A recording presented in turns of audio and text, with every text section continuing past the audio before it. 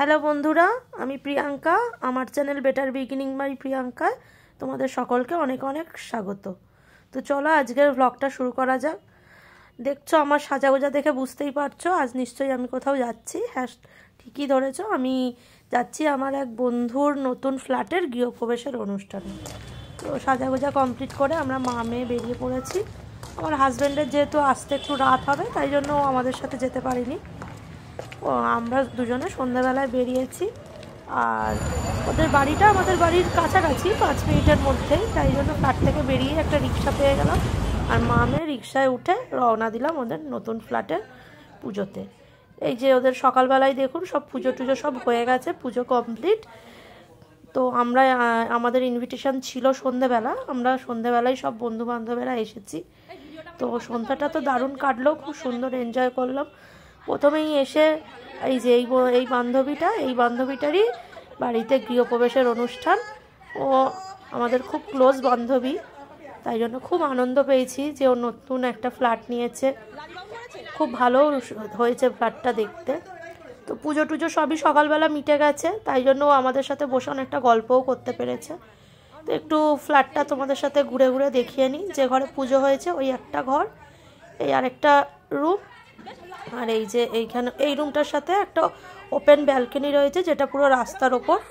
এইটা একটা open kitchen, এখানে একটা কমন বাথরুম, আর এইখানে আরেকটা রুম। এটা ওরা মেয়ের রুম করবে, সেইভাবেই ডেকোরেট করবে। কিন্তু ওদের এখনও অনেকটাই ইন্টেরিয়ারের কাজ বাকি আছে, ওই জন্য ওরা এখনও শিফট করেনি। ওরা ওদের পুরনো বাড়িতেই রয়েছে। এখানে হয়তো 2-3 দিন থেকে তারপরে আবার বাড়িতে চলে যাবে। তারপরে সব কাজকর্মগুলো কমপ্লিট করে তারপরে এই ফ্ল্যাটে ওরা শিফট করবে। তো তাই জন্য এখনও এই ফ্ল্যাটের অনেক কাজই বাকি, যেমন রং, ইন্টেরিয়ারের কাজ, মডিউলার কিচেন করা, সেগুলো সব করে তারপরেই আসবে বললো।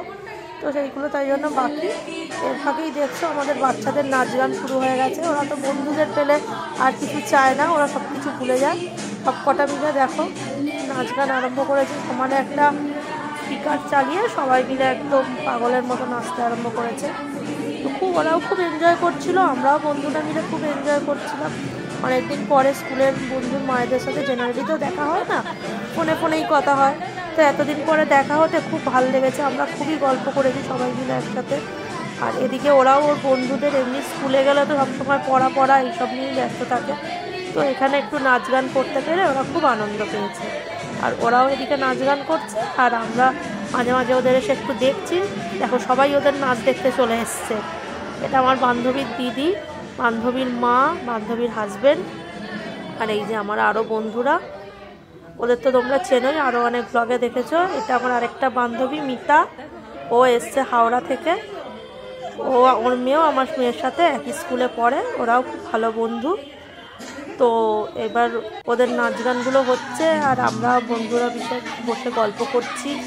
অনেকদিন গল্প করা হয় না একসাথে বসে। এই একটা অনুষ্ঠানের থ্রুতে সবার আবার দেখা হলো, আর তার সাথে গল্পও হলো। এবার ওদের সাথে আমরাও কিন্তু মাঝে একটুখানি ফাঁকে ওদের সাথে এই নাচে যোগদান করেছিলাম, কিন্তু সেটা আর ভিডিও ক্লিপে দেখাইনি। এরপরে তো আমাদের একটু ফটোশ্যুটের পালা, সবার সাথে একটু ফটো তুলে নিলাম।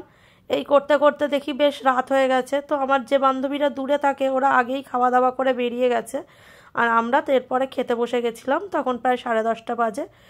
যেহেতু পুজো বাড়ি, সব কিছু নিরামিষ খাওয়ারই আয়োজন। তো যাই হোক, সেসব খাওয়া দাওয়া মিটিয়ে আমি প্রায় বাড়ি ফিরলাম ওই 11টা নাগাদ। তো সব বন্ধুরা মিলে একটু ফটো তুলে নিলাম। তো বন্ধুরা, আজকে আমার ব্লগটা এই পর্যন্তই ছিল। কেমন লাগলো জানিও, ভালো লাগলে একটা লাইক করে দিও। আবার দেখা হবে পরবর্তী ব্লগে। টাটা।